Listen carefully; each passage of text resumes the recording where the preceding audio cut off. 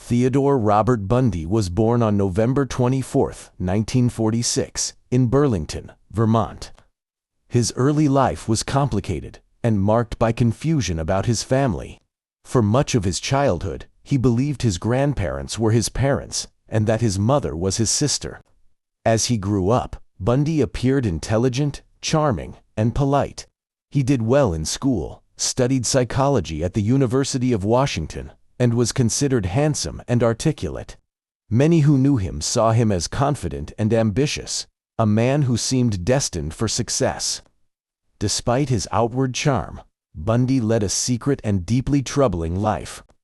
In the 1970s, he began committing a series of violent crimes across several U.S. states, including Washington, Oregon, Utah, Colorado, and Florida.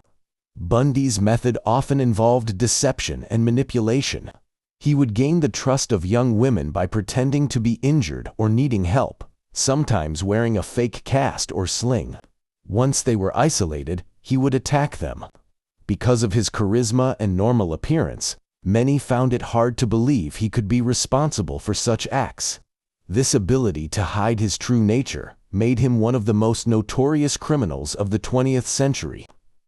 Bundy was first arrested in Utah in 1975, after a traffic stop led police to evidence linking him to several disappearances. Over the next few years, he was connected to more crimes and faced growing suspicion. He escaped from custody twice, once in Colorado in 1977, when he jumped from a courthouse window, and again later that year, when he broke out of jail entirely.